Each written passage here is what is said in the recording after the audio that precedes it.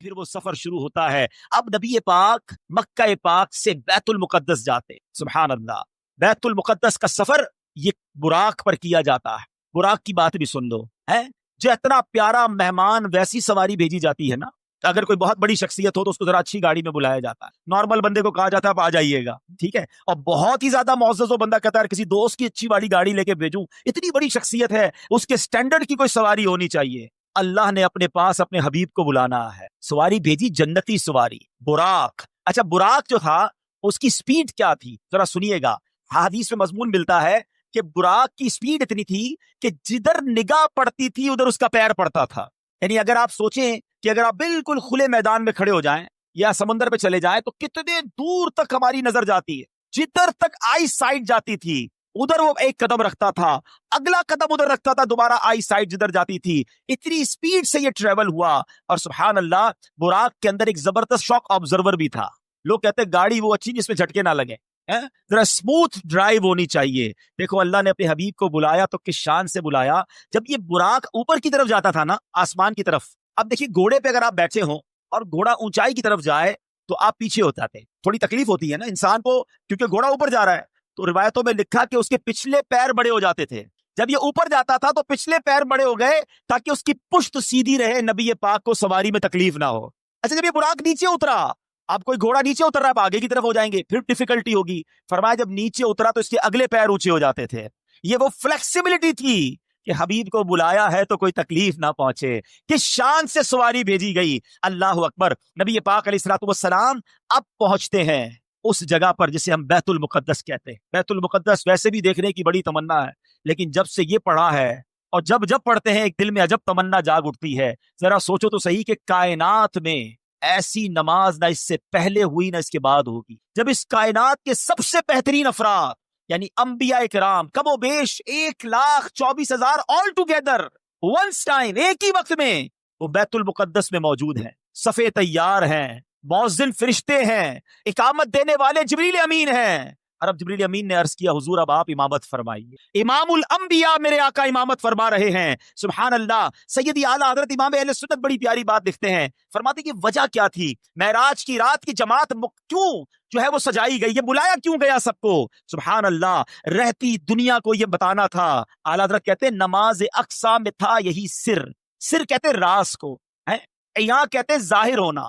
فرماتے نماز اقصا میں تھا یہی سر, یہی راز تھا کہ ایاں ہو مانائے اول آخر, پتا چل جائے دنیا کو کون اول ہے کون آخر ہے دست بستہ پیچھے حاضر, سارے ہاتھ باندھے کھڑے ہیں کون جو سلطنت آگے کر گئے تھے. اقسام سواری جب پہنچی جبریل نے بڑھ کے کہی تقبیر, نبیوں کی امامت آپ بڑھ کر سلطان جہاں فرماتے ہیں. اللہ اللہ کہو اللہ اللہ اللہ اللہ اللہ اللہ کہو اللہ اللہ. نماز سے میرے آقا فارغ ہوئے, اب آسمان کے سفر کی تیاری. اب سفر آسمان میں وہی براق ہے, وہی بارات ہے, وہی دولہا ہے, وہی باراتی ہے. آن کی آن میں پہلا آسمان آ گیا. یہ پہلا آسمان کتنا دور ہے ذرا غور کیجئے گا. پلک جھپکتے کچھ ہی لمحوں میں نبی پاک پہلے آسمان پر پہنچ گئے. اب یہ سب انبیاء جو ہے نبی پاک کو ویلکم کر رہے ہیں, مرحبا کہہ رہے ہیں. نبی پاک آگے بڑھتے گئے. اب سدرۃ المنتہا آ گیا. اب یہاں جو ساتھی ہے جو ام ہانی کے گھر سے لے کر ساتھ جا رہے ہیں جبریل امین, وہ عرض کرتے ہیں کہ حضور بس اب یہاں سے آگے میں نہیں جا سکتا, یہ میری لمٹ ہے, اس سے آگے گیا تو میرے پر جل جائیں گے. اللہ اکبر. اب اس کے آگے فقط رب کے حبیب جا رہے ہیں. یہ وہ مقام ہے کہ جبریل امین بھی پیچھے رہ گئے. اللہ اکبر. اب جناب نبی پاک علیہ الصلوۃ والسلام جب آگے جاتے ہیں, جبریل ٹھہر کر سدرا پر بولے جو بڑے ہم ایک قدم, جل جائیں گے سارے بالوں پر, اب ہم تو یہیں رہ جاتے ہیں. جبریل ٹھہر کر سدرا پر بولے جو بڑے ہم ایک قدم, چل جائیں گے سارے بالوں پر, اب ہم تو یہی رہ جاتے ہیں. اللہ اللہ کہو اللہ اللہ اللہ اللہ اللہ اللہ کہو اللہ اللہ. نبی پاک کا جو اگلا سفر ہے نا, اس کے بارے میں کوئی کچھ نہیں بتا سکتا کہ وہاں کیا ہوا, کتنی دیر دیدار ہوا, اللہ نے اپنے حبیب کو کیا دیا, حبیب پاک نے کیا لیا.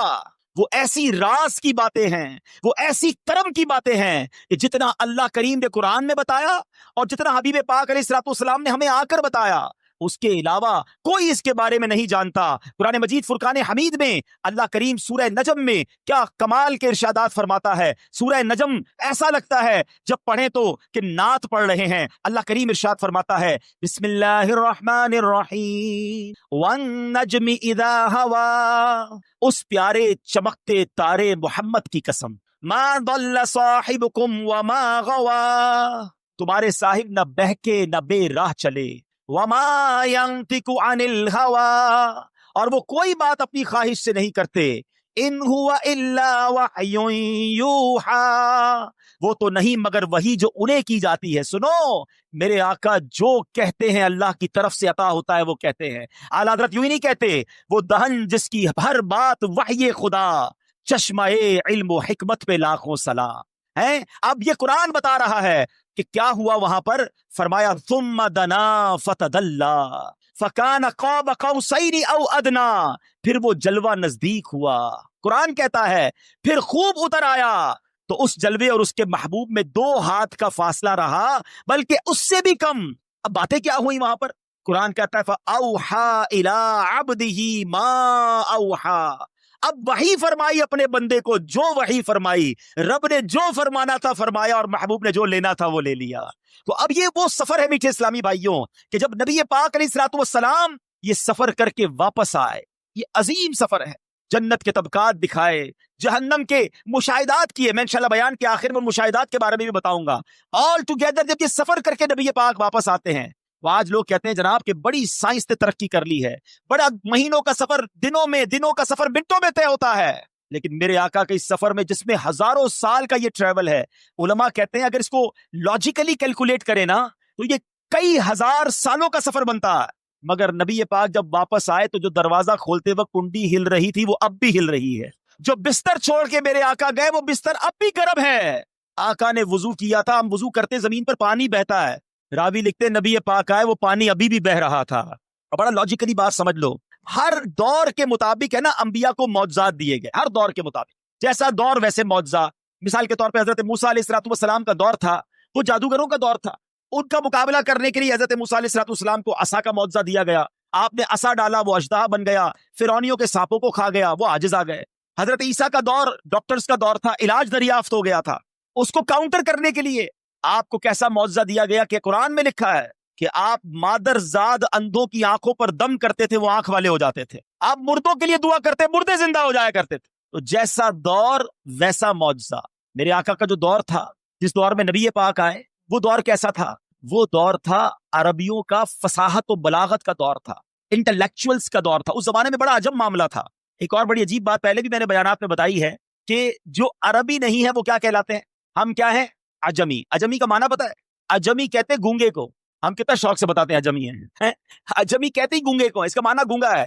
یہ عربیوں کا ایک زوم تھا. عربیوں کا ماننا یہ تھا کہ عربی بول سکتے ہیں, یہ عجمی باقی سارے گونگے ہیں. ان کو اپنی زبان پر اتنا ناز تھا. یعنی اس زمانے میں تلوار کے لڑائی کے ساتھ ساتھ الفاظ سے بھی لڑائی ہوتی تھی. حضرت عبداللہ بن رواحہ, حضرت حسان بن ثابت رضی اللہ تعالیٰ عنہ, یہ نبی پاک کے دربار کے نعت گو شاعر تھے.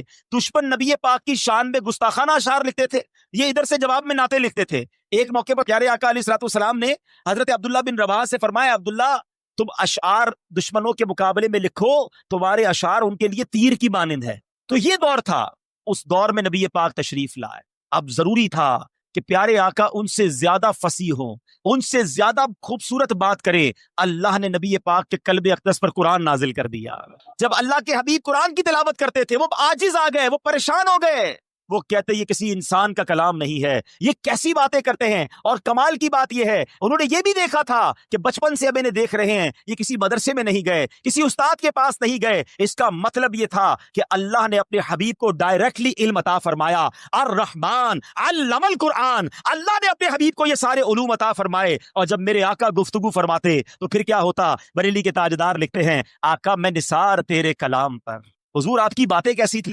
زبان تو بہت سارے لوگوں کو ملی ہے، میں نثار تیرے کلام پر، ملی یوں تو کس کو زبان نہیں، وہ سخن ہے جس میں سخن نہ ہو، وہ بیاں ہے جس کا بیاں نہیں، تیرے آگے یوں ہے دبے لچے، فصحا عرب کے بڑے بڑے بڑے بڑے فصحا بلغا انٹلیکچوئلز بیٹھتے تھے، میرے آقا بات کرتے وہ شاکڈ ہو جاتے، اسٹونشڈ ہو جاتے، حیران ہو جاتے، ایسا لگتا خود گونگے ہو جاتے۔ اعلیٰ حضرت کہتے تیرے آگے یوں ہے دبے لچے، فصحا عرب کے بڑے بڑے، کوئی جانے منہ میں زبان نہیں بلکہ جسم میں جان نہیں۔ لگاتے ہیں نعرہ یہ ایمان والے، لگاتے ہیں نعرہ یہ ایمان والے، بولو محمد ہمارے بڑی شان والے، محمد ہمارے بڑی شان والے۔ کیا شان ہے میرے آقا کی، بولو سبحان اللہ۔ اعلیٰ حضرت فرماتے ہیں زمین و زمان تمہارے لیے، مکین و مکان تمہارے لیے، چنین و چنا تمہارے لیے، بنے دو جہاں تمہارے لیے، دہن میں زبا تمہارے لیے، بدن میں ہے جاں تمہارے لیے، ہم آئے یہاں تمہارے لیے، اٹھے بھی وہاں تمہارے لیے، تمہاری چمک تمہاری دھمک تمہاری جھلک تمہاری مہک، زمین و فلک سمک و سمک میں سکہ نشاں تمہارے لیے۔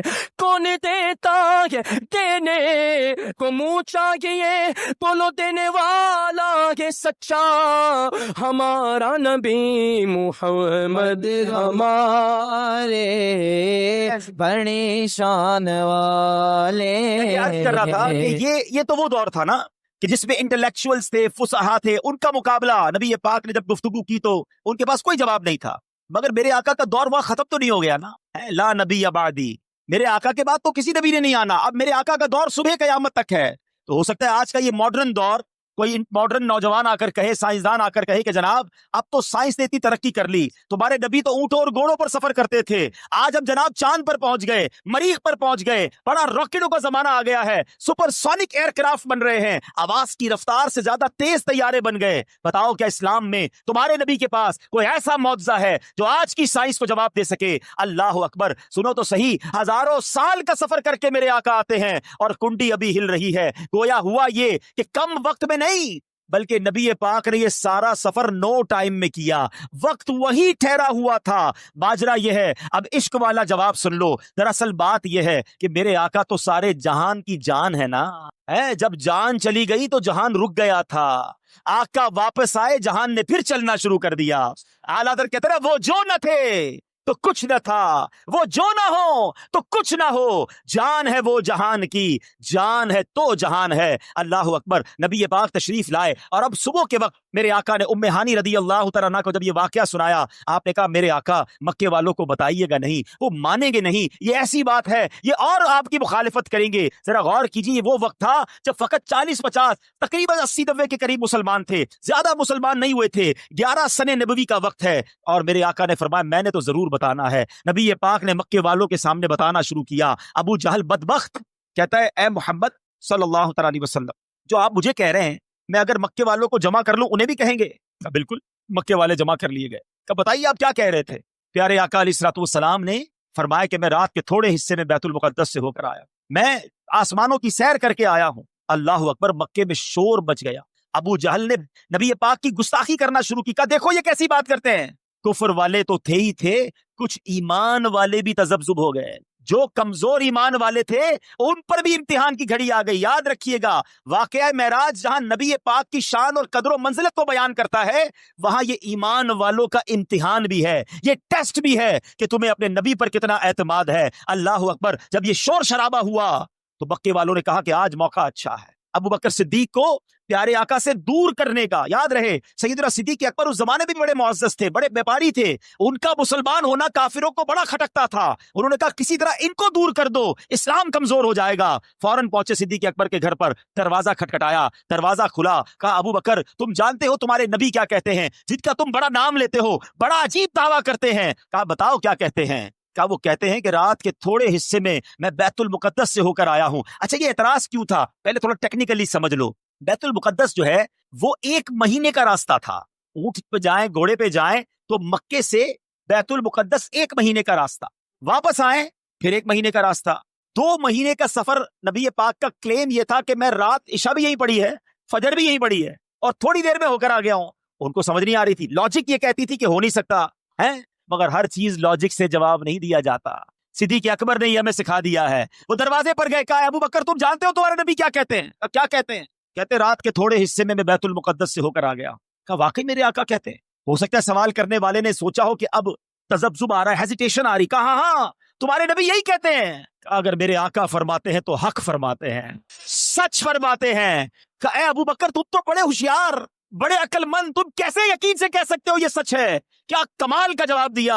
فرماتے میں تو اس سے بڑی خبروں کی تصدیق کرتا ہوں۔ جب نبی پاک مجھے آسمان کی خبر دیتے ہیں کہ جبریل آتے ہیں، قرآن لاتے ہیں، وحی نازل ہوتی ہے، نہ جبریل کو دیکھا نہ قرآن نازل ہوتے دیکھا، میں نبی پاک کی جب ان باتوں کو مانتا ہوں تو میں اس کو بھی مانتا ہوں۔ اب ذرا جو میں بات سمجھانا چاہ رہا ہوں عقیدے کی، ٹھیک ہے، ہر 27 رجب کو یہ معاملہ ہوتا ہے۔ ہاں اس دن سے لے کر آج تک ہو رہا ہے کہ اس دن کچھ لوگ کہتے ہیں یہ کیسے ممکن ہے، یہ اتنی دیر میں اتنا بڑا سفر کیسے ہو گیا، اور کچھ دیوانے ہیں جو کہتے ہیں شاہ دولہ بنا آج کی رات ہے۔ یہ نصیب والوں کا حصہ ہے، صدیق اکبر کی راہ پر چلنے والے، اٹھ کے نقش قدم پر چلنے والے مرحبا یا رسول اللہ کے نعرے لگا رہے ہیں، ساری دنیا میں معراج کی خوشیاں منا رہے ہیں۔ اور جو ابو جہل کو دیکھ رہے ہیں کہ ابو جہل نے وہاں بھی آرگیومنٹ کیا تھا، وہ آج بھی یہ سوال کر رہے ہیں کہ نہیں جناب یہ معراج جو ہے یہ روحانی تھی، یہ خواب میں تھی، یہ فزیکلی نہیں تھی۔ ارے بڑا آسان، بچے بھی سمجھ جائیں گے آج اگر میں جس بات کو سمجھانے جا رہا ہوں۔ میں آپ سے سوال کرتا ہوں، اگر نبی پاک نے 27 رجب کی صبح یہ دعویٰ کیا تھا، یہ کلیم کیا تھا کہ میں خواب میں بیت المقدس گیا ہوں، تو کسی کو کوئی اعتراض بنتا ہے؟ آپ کا بچہ صبح اٹھ کر کے ابو رات مدینے گیا تھا خواب میں، ابو پھر اس کے بعد لاہور بھی گیا، امریکہ بھی گیا، صبح اٹھا تو بستر پر ہی تھا، تو آپ کہیں گے بیٹا کوئی بات نہیں، میں بھی رات گھومتا ہی رہتا ہوں خواب میں، کوئی ٹینشن کی بات نہیں نا، خواب میں سارے جا رہے ہوتے ہیں۔ یعنی کمال یہ ہے کہ ابو جہل اور مکے والوں کا یہ اعتراض کرنا اور یہ جھگڑا کرنا اور حضرت ابوبکر صدیق کے دروازے تک جانا، یہ اس بات کی دلیل ہے کہ نبی پاک نے اس صبح یہی کہا تھا کہ میں فزیکلی بنفس نفیس جسم و روح کے ساتھ اس سفر پر گیا تھا۔ عقل مندوں کے لیے اشارہ کافی ہے۔ تو بہرحال میرے بیچ اسلامی بھائیوں، یہ سفر کمپلیٹ ہوا، مگر اس سفر میں ایک اور بڑا کمال کا کام ہوا۔ نبی پاک علیہ الصلوۃ والسلام کو ایک تحفہ دیا گیا، اور وہ تحفہ کیا ہے؟ نماز کا تحفہ دیا گیا۔ اچھا نماز کی اہمیت کو سمجھو، اور احکام جو ہے نا شریعت کے، وہ زمین پر جبریل امین لے کر آئے، حج، روزہ، زکوٰۃ، بہت سارے احکام وہ آسمان سے جبریل امین آتے تھے، مگر نماز کی اہمیت سمجھو کہ نبی پاک کو عرش پر اور اس کے بھی آگے بلا کر یہ تحفہ دیا گیا۔ یہ تحفہ وہاں دیا گیا تاکہ اندازہ ہو کہ اس کی اہمیت کیا ہے۔ مگر جب میرے آقا واپس آ رہے ہیں تو حضرت موسیٰ علیہ الصلوۃ والسلام سے ملاقات ہو کہ اے محمد صلی اللہ علیہ وسلم، رب کی بارگاہ سے کیا لائے ہو؟ پیارے آقا فرماتے ہیں کہ مجھے 50 نمازیں میری امت پر فرض کی گئی ہیں۔ حضرت موسیٰ کہتے ہیں اے محمد صلی اللہ علیہ وسلم اب واپس جائیے، کم کروا کر لائیے، میں نے بنی اسرائیل میری قوم کو دیکھ لیا ہے، یہ 50 نہیں پڑھ سکیں گے۔ نبی پاک پھر جاتے ہیں، واپس آتے ہیں، 45 ہو جاتی ہے۔ بتائیے 45 ہو گئی، کہا نہیں اور جائیے، یہ زیادہ ہے، کم کروائیے۔ پھر جاتے ہیں، 40 ہو جاتی، پھر جاتے ہیں 30، 35، 30، آپ عرض کرتے رہے، پیارے آقا جاتے رہے۔ یہ تھوڑا سا رک جاتا ہوں، ایک اور بات اس میں سیکھنے والی ہے کہ نبی پاک کی رسائی کیسی تھی، جب چاہتے چلے جاتے تھے۔ یہ ایک بار جانا نہیں ہوا، کسرے دنا تک کس کی رسائی، جاتے یہ ہیں، آتے یہ ہیں، پھر جاتے یہ ہیں، آتے یہ کیسا کنیکشن تھا، یہ کیسی اجازت تھی۔ اچھا ایک اور عشق والی بات علماء کہتے ہیں کہ حضرت موسیٰ نے ہمارا تو بھلا کیا ہی کیا، اپنا بھی ایک بھلا کیا تھا۔ کوہ طور پر دیکھنا چاہتے تھے نا، نہیں دیکھ پائے نا۔ آج بھی کچھ اشاعت پتہ ہے جو مدینے سے آتا ہے نا، اس کی آنکھوں کا دیدار کرتے ہیں کہ ہم نے مدینہ نہیں دیکھا، ان آنکھوں نے مدینہ دیکھا، ان آنکھوں کو چوم لوں۔ حضرت موسیٰ پیارے آقا کی ان آنکھوں کو دیکھنا چاہ رہے ہیں۔ حضور ذرا پھر دیکھ کر آئیے، میں پھر آنکھیں دیکھ لوں، آپ پھر اللہ کی بارگاہ میں جائیے، میں پھر آپ کی آنکھیں دیکھوں۔ بار بار نبی پاک جا رہے ہیں، آخر 5 ہو گئیں۔ حضرت موسیٰ نے تو وہاں بھی کہا تھا حضور اس کو بھی کم کروا کے لائی۔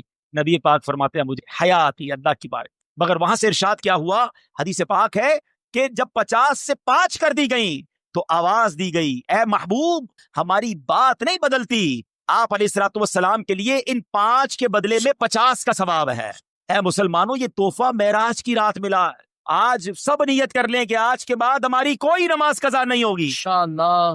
کچھ بھی ہو جائے، یہ بہانے نہ کیا کرو نماز کے ساتھ، طبیعت ٹھیک نہیں ہے، سر میں درد ہے، اگلے جمعے سے پڑھ لوں گا، رمضان آنے دو پھر پڑھ لوں گا۔ جس طرح کھانا پینا ہمیں نہیں چلتا نا کھائے پیے بغیر، نماز زندگی کا وہ لازمی حصہ ہونی چاہیے۔ کھڑے ہو کے نہیں پڑھ سکتے، بیٹھ کے پڑھے، بیٹھ کے نہیں پڑھ سکتے، لیٹ کے پڑھے، بیمار ہیں لیٹ کے نہیں پڑھ سکتے، اشارے سے پڑھے۔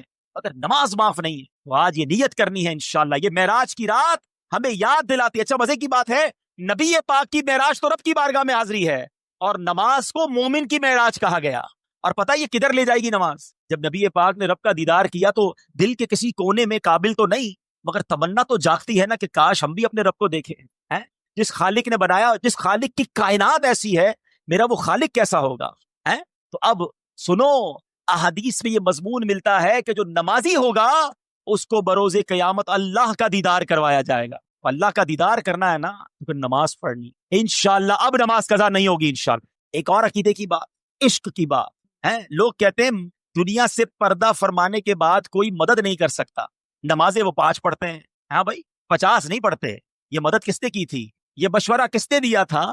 حضرت موسیٰ علیہ السلام نے. وہ تو پردہ فرما چکے تھے. تو اگر مدد مانگنا غیر اللہ سے اور وہ بھی دنیا سے چلا گیا غلط ہے تو پھر ان لوگوں کو تو 50 پڑھنی چاہیے. ہم تو مانتے ہیں بھائی کہ اللہ والے دنیا سے جانے کے بعد بھی مدد فرماتے ہیں. تو اب یہ سمجھنے والی بات ہے کہ یہ احادیث میں ہے. اللہ کے حبیب فرما رہے ہیں کہ مجھے حضرت موسیٰ نے کہا کہ جائیے واپس عرض کیجئے. تو اس کا مطلب یہ ہوا کہ اللہ کے نیک بندے اور انبیاء تو سبحان اللہ, انبیاء, صحابہ, اولیاء اللہ کے کرم سے یہ دنیا سے پردہ فرمانے کے بعد بھی مدد کرتے ہیں. یہ یقیناً ہمارا عقیدہ ہے کہ جتنے یہ جو بزرگان دین ہیں یہ مرنے کے بعد جو بھی ہیلپ کرتے ہیں یہ اللہ کی عطا سے کرتے ہیں. یہ ہمیشہ یاد رکھیے, بِإِذْنِ اللہ, اللہ انہیں یہ پاور دیتا ہے اور وہ رب کی عطا سے کسی کی مدد کرتے ہیں. ہر نبی, ہر ولی, ہر صحابی وہ محتاج ہے رب کا, رب کسی کا محتاج نہیں ہے. تو اگر یہ عقیدہ ہے تو اس میں کوئی پرابلم نہیں ہے اور اس میں کنفیوز ہونے کی بھی ضرورت نہیں ہے. بہرحال میرے میٹھے اسلامی بھائیوں, اس واقعے کے بعد کچھ بڑے عجب واقعات بھی ہوئے جو نارملی آپ نے نہیں سنے ہوں گے. کہ ایک سفر معراج کے بعد نبی پاک علیہ السلام گھر آئے. گھر سے باہر جب آئے تو ایک کنیز کو دیکھا جو رو رہی تھی. بیچاری کمزور سی کنیز تھی اور اس کے ہاتھ میں ایک آٹے کا تھیلا تھا. نبی پاک نے فرمایا کیوں رو رہی ہو؟ کہتی حضور میں فلاں غیر مسلم کی کنیز ہوں, میرے مالک نے مجھے چکی میں آٹا پسوانے کے لیے بھیجا, میں بیمار ہوں, چل بھی نہیں پاتی ہوں, اب مجھے دیر ہو گئی ہے, مجھے ڈر ہے کہ اب میں یہ آٹا لے کر لیٹ پہنچوں گی نا تو مجھے بہت ڈانٹے گا, مجھے سزا دے گا. بیچاری چل بھی نہیں پا رہی تھی. اللہ کے حبیب, رب کے حبیب ابھی ابھی معراج سے آئے ہیں, اتنا بڑا شرف پا کر آئے ہیں, مگر نبی پاک نے فرمایا اچھا چلو میں تمہارے ساتھ چلتا ہوں, تمہارے مالک کے پاس تمہاری سفارش کر دوں. نبی پاک نے اس کنیز کا آٹے کا تھیلا اٹھا لیا. تھوڑی دیر رکتا ہوں, مجھے اور آپ کو کوئی بڑا مقام مل جائے تو اب غریب تو گئے نا, ان سے ملنے کی کیا ضرورت ہے؟ بھائی میرے تو تعلقات کدھر ہیں, میں تو فلاں پروگرام میں جاتا ہوں, مجھے تو ادھر بٹھایا جاتا ہے, میرا تعلق بڑے لوگوں سے, آپ پرانے دوست, غریب رشتہ دار, ان کا کیا کرنا ہے؟ ارے عرش کے دولہا بن کر آئے ہیں اور کنیز کے آٹے کا تھیلا اٹھا رہے ہیں. تیری عاجزی پہ لاکھوں, تیری سادگی پہ لاکھوں, وہ سلام عاجزانہ مدنی مدینے والے. سنو, میرے آقا اس کے گھر پہنچ گئے, دروازہ کھٹکھٹایا. وہ نبی پاک علیہ السلام کو جب دروازے پر غیر مسلم دیکھتا ہے تو ہکا بکا رہ گیا, جانتا تھا کہ یہ مسلمانوں کے نبی ہیں. تو کہا آپ کیسے تشریف لائے؟ تو فرمایا کہ یہ تمہاری کنیز ہے, پریشان تھی, ڈر رہی تھی تمہارے پاس آنے کے لیے, اس کو معاف کر دو. پتہ ہے وہ کیا کہتا ہے, وہ جو غیر مسلم تھا, کہتے پہلے مجھے بتائیے آپ کو آج رات معراج نصیب ہوئی ہے نا؟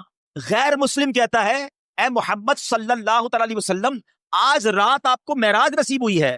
نبی پاک نے فرمایا ہاں ہے. سنو, وہ اندر گیا, واپس آیا, اس کے ہاتھ میں تورات شریف یا انجیل مقدس آسمانی کتاب تھی, اور وہ کہتا ہے یہ دیکھیے اس میں نبی آخر الزماں کی یہ نشانی لکھی ہوئی ہے کہ وہ نبی جو آخری نبی ہوں گے, جب ان کو جس رات معراج ہوگی اس رات کی صبح وہ ایک کنیز کے آٹے کا تھیلا اٹھا کر کسی غیر مسلم کے دروازے پر جائیں گے. آپ میرے دروازے پر آئے ہیں, میں کلمہ پڑھ کر مسلمان ہوتا ہوں. سبحان اللہ, یہ اللہ اکبر. اب یہ میرے آقا کی شان ہے کہ نبی پاک کی اس معراج کا ذکر اور معراج کے بعد اس عاجزی کا ذکر بھی آسمانی کتابوں میں موجود ہے. ارے جن کے نصیب میں ماننا ہوتا ہے, جن کے مقدر میں ایمان لانا ہوتا ہے, جن کے مقدر میں عشق رسول ہوتا ہے, ان کو یہ سعادت ملتی ہے. بڑی پیاری بات شاعر کہتے ہیں, عقل والوں کے نصیبوں میں کہاں ذوق جنون.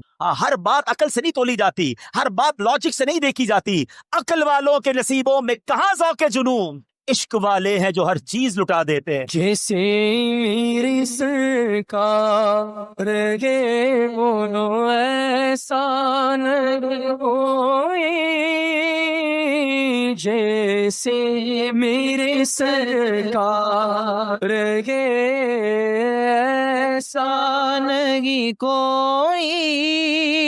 سبحان اللہ. اب اس میں وسوسہ اپنے قریب ہی نہ آنے, بڑی آسان سی بات ہے. کیا پہلی جماعت کے طالب علم کو میٹرک کی کتابیں سمجھ آئیں گی؟ मैट्रिक के तालिब इल्म को MBBS की किताबें पकड़ा दो, उसको समझ नहीं आएंगी। तो हम ये क्यों समझते हैं कि मेरे दिमाग में जो इतना सा दिमाग है उसमें अल्लाह की कुदरत की सारी बातें आ जाएं।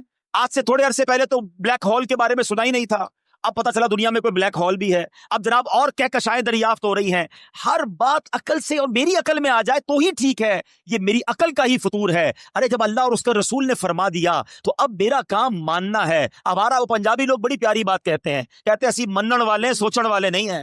मनन वाले बने, मानने वाले बने, हमारा काम लब्बैक कहना है। मुझे बताओ ना, आज से 50 साल पहले कोई सोच सकता था कि कोई ऐसा फोन भी होगा जिसमें तार नहीं होगा? अच्छा जनाब, उसमें हम आवाज के जरिए भी बात करेंगे, वीडियो के जरिए भी एक दूसरे को देख सकेंगे। सच्ची बात बताऊं, ये करामतें मौजज़ात समझाना साइंस ने बड़ा आसान कर दिया है।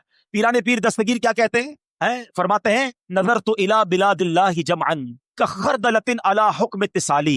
गौस पाक कहते हैं मैं अल्लाह के शहरों को इस तरह अपनी हथेली पे देखता हूं जैसे राई के दाने को देखता हूं। अब जनाब बाकी लोग, हो सकता है किसी के जहन में वसवसा आए ये कैसे मुमकिन है कि गौस पाक बगदाद में हो और सारी दुनिया को हथेली पे देखें। अब साइंस ने बड़ा आसान कर दिया, 5-10 हजार का मोबाइल ले लो, 100 रुपए का इंटरनेट डलवा लो, गूगल की एप्लीकेशन डालो, बोलो दुनिया का कौन सा शहर देखना है तो आधा घर भी इसमें नजर आ सकता है। जरा सर्च करो तो आपकी गली नजर आती है। अरे मुझ जैसा गुनाहगार छोटे से मोबाइल को लेकर सारी दुनिया देखे। मेरा गौस अगर अल्लाह रूहानी कनेक्शन दे दे तो तुम्हें क्या एतराज है? तो ऐ मेरे मीठे इस्लामी भाइयों, अपने अल्लाह ने अपने वलियों को, सहाबा को, औलिया को, नंबिया को ये कमालात अता किए हैं, इसमें हमें सोचना नहीं चाहिए। एक आखिरी वाकया सुनाकर बयान खत्म करता हूं।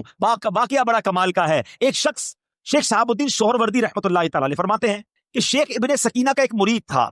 उसकी जिम्मेदारी थी कि वो हर जुम्मे को जो सूफिया किराम नमाज के लिए आते थे उनकी जानमाज वगैरह मस्जिद में बिछाता था, फिर नमाज के बाद फारिग हो जाते तो मुसल्ले वापस उठाकर खानका में रख देता। तो उसको वसवसे आते थे मेराज के हवाले से, कैसे हो सकता है, इतना बड़ा सफर भी हुआ, रात भी नहीं बीती, तो उसको वसवसे आते रहते थे। वो जानमाज लेके, जुम्मे का दिन था, वो निकला अपने घर से, कहा भी टाइम है, रास्ते में दरिया दजला आया तो इसने वहां का थोड़ी देर में नहा लेता हूँ। उसने जानमाज वगैरह रखी, कुछ कपड़े वपड़े उतारे और दरिया में लगाया गौता। जैसे ही गौता लगाया, थोड़ी देर बाद डुबकी लेके बाहर निकला तो सारा मंजर ही चेंज, कपड़े भी नहीं, मुसल्ले भी नहीं, बिल्कुल नया किनारा। बड़ी मुश्किल से जिस्म ढांपता ढूंढता बाहर निकला, मालूम किया मैं किधर हूं, तो कहा ये तो मिस्र है। डुबकी लगाई बगदाद में और निकला मिस्र में। अब उसको अंदाजा, अच्छा उस जमाने में तो कोई टेलीफोन नहीं था कि घर वालों को बताता मैं इधर आ गया हूं, या कोई फैक्स कर देता, कहा अब तो लगता है जिंदगी इधर ही गुजरेगी। वो गया किसी सुनार के पास, सुनार से काम वाम सीखा, नौकरी करना शुरू की, और वहां उस सुनार ने जब इसका काम अच्छा देखा, कुछ अरसे बाद अपनी बेटी से इसकी शादी कर दी। 7 साल ये बंदा उधर ही रहा। 7 साल के अंदर उसके 3 बच्चे भी पैदा हो गए। उसके बाद फिर किसी वक्त वहां नहाने आया। अब उसने जो डुबकी लगाई तो निकला दरिया दजला में। वो जानमाज़ी भी पड़ी हैं, वो कपड़े भी पड़े हैं, हैरान, कपड़े पहने, जानमाज़ें उठाई, वहां पहुंचा तो वही जुम्मे का दिन है, जानमाज़ें बिछाई, लोगों ने जुम्मा पढ़ा। उसके बाद पीर साहब के पास आया और पीर साहब को कहा कि पीर साहब ऐसा ऐसा वाकया हुआ है, आज ही के दिन में 7 साल गुजार कर आ गया हूं। पीर साहब ने कहा कोई वसवसा तो नहीं आता था तुम्हें? कहा एक वसवसा आता था। क्या आता था? कहा मैं सोचता रहता था कि ये मेराज का जो सफर है ये इतना बड़ा सफर हुआ और वक्त कैसे नहीं गुजरा। पीर साहब कहते हैं अल्लाह ने तुझे वो सब कुछ दिखा दिया है, जा जाके अपने बच्चों को लेकर आ मिस्र से। हैं अब ये अल्लाह वालों की बातें हैं।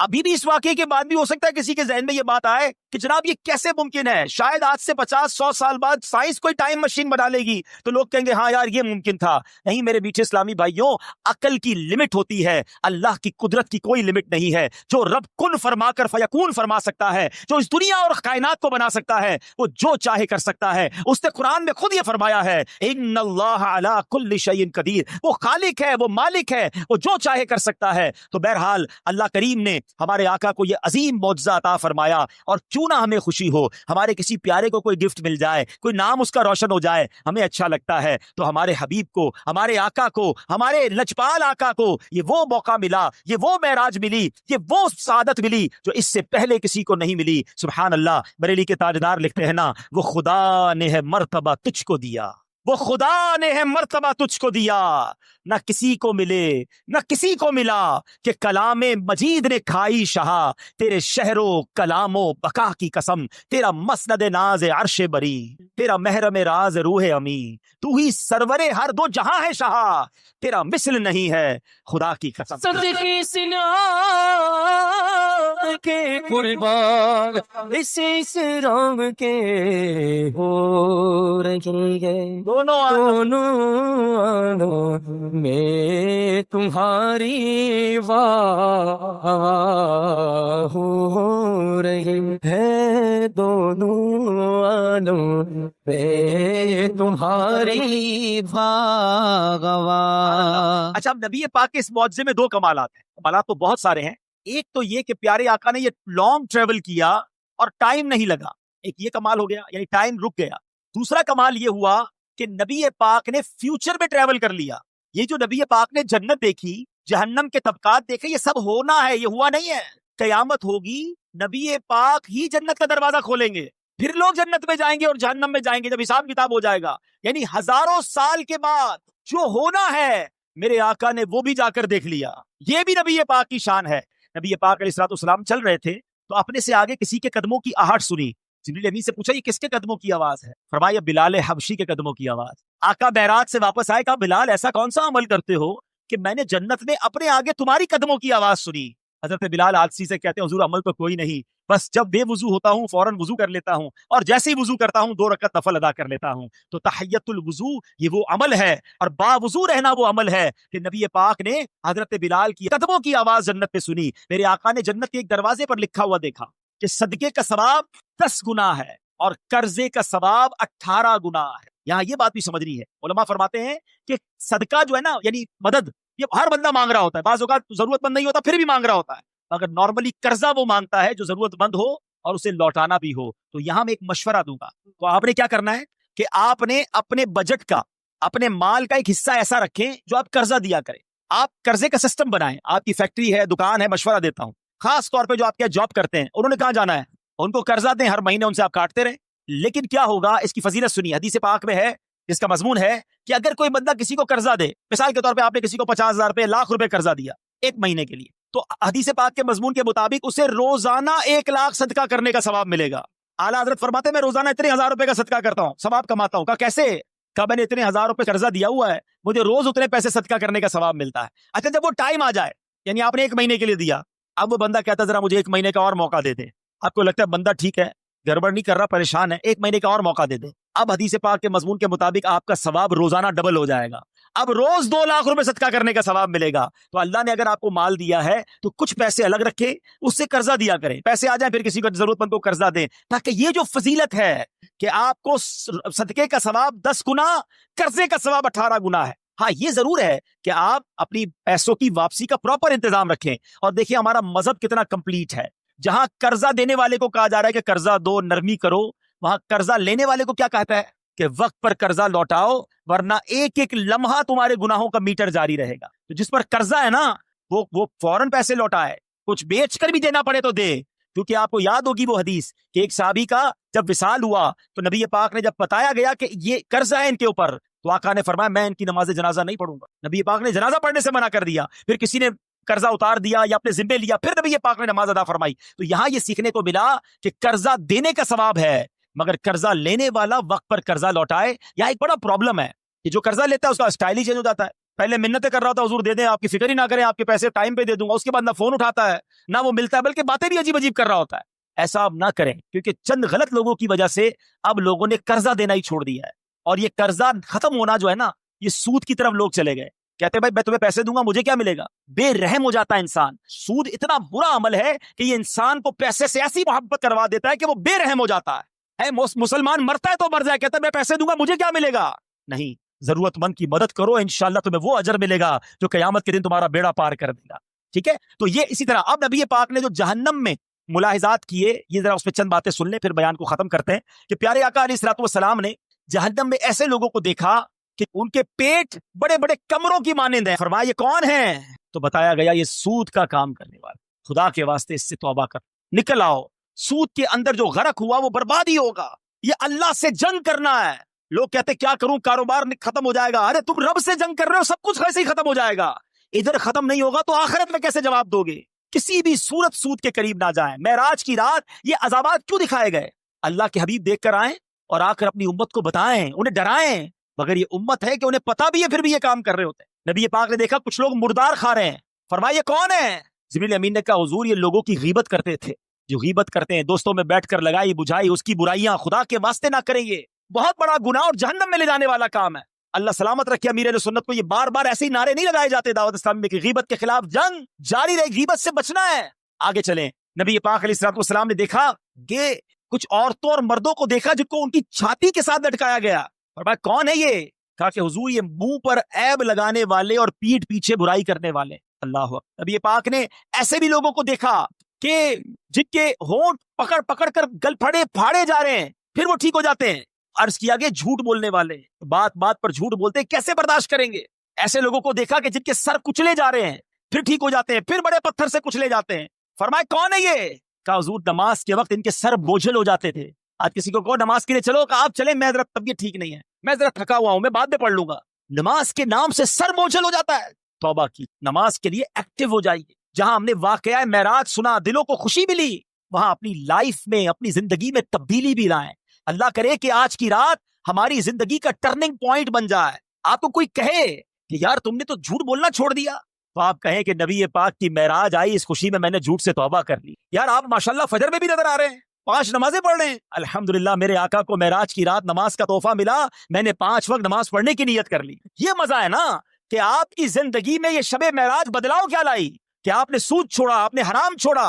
और फिर देखें मेरे आका की बारगाह में जब आप ये तोहफा पेश करेंगे कि हुजूर आपकी मेराज की खुशी में मैंने इन बुरे कामों से तौबा की और अब बाकी जिंदगी इंशाअल्लाह आपकी सुन्नत के मुताबिक और दीन के अहकाम के मुताबिक गुजारूंगा, तो फिर हम तो गुलाम है ना। गुलाम अपनी हैसियत के मुताबिक तोहफा देता है और बादशाह अपने कर्म के मुताबिक देता है। फिर जब नबी पाक अता फरमाएंगे तो हमारी झोलियां भर देंगे। तो है मेरे बीच इस्लामी भाइयों, आज नियत कर लें इंशाअल्लाह कि आज के बाद हराम रोजी के करीब भी नहीं जाएंगे। फजीलत है वो सुन लेते हैं। मेरे आका अलैहिस्सलाम फरमाते हैं जो 27 रजब का रोजा रखे अल्लाह पाक उसके लिए 60 महीने के रोजों का सवाब लिखता है। हजरत सलमान फारसी रदी अल्लाह तआला रिवायत करते हैं कि प्यारे आका अलैहिस्सलाम ने इरशाद फरमाया रजब में एक दिन और रात है, जो इस दिन का रोजा रखे और रात को इबादत करे तो गोया उसने 100 साल के रोजे रखे और 100 साल शब बेदारी की। और ये रजब की 27 तारीख है। हदीस पाक में है कि रजब में एक रात है कि इसमें नेक अमल करने वाले को 100 साल की नेकियों का सवाब मिलता है। वो रजब की 27वीं रात है। जो इस रात में 12 रकात पढ़े, गौर से सुन लें, और हर रकत में सूरह फातिहा और उसके बाद कोई भी सूरत मिला ले और हर 2 रकात पर अत्तहियात पढ़े और पूरी 12 रकत पढ़ने के बाद सलाम फिर, यानी एक ही सलाम से पढ़नी है 12 रकतें, हर 2 रकत बाद अत्तहियात पढ़ के फिर खड़े हो जाए। सूरह फातिहा के साथ कोई भी सूरत मिला ले, बेहतर है 3-3 बार सूरह इखलास पढ़ लें, ठीक है। अब जब 12 रकतें पूरी हो जाएं तो फिर आपने 3 तस्बीहां पढ़नी है। 100 बार क्या पढ़ना है? सुब्हानल्लाहि वल्हम्दुलिल्लाहि वला इलाहा इल्लल्लाहु वल्लाहु अकबर। ये 100 बार पढ़ें। फिर 100 बार इस्तिगफार पढ़ लें, अस्तगफिरुल्लाह अस्तगफिरुल्लाह अस्तगफिरुल्लाह रब्बी मिन कुल्लि ज़ंबिन व अतूबु इलैह, ये पढ़ लें। और फिर 100 बार दुरूद पाक पढ़ लें। जब ये वजीफा कंप्लीट हो जाए तो नबी पाक फरमाते हैं अपनी दुनिया और आखिरत के लिए जिस चीज के बारे में दुआ मांगेगा और सुबह को रोजा रखेगा, अल्लाह पाक उसकी सब दुआएं कबूल फरमाएगा, सिवाय उस दुआ के जो गुनाह के लिए हो। माअज़ल्लाह अगर कोई अपने गुनाह के काम के लिए दुआ करेगा तो वो कबूल नहीं होगी। अल्लाह पाक हम सबको अमल करने की तौफीक अता फरमाए, आमीन।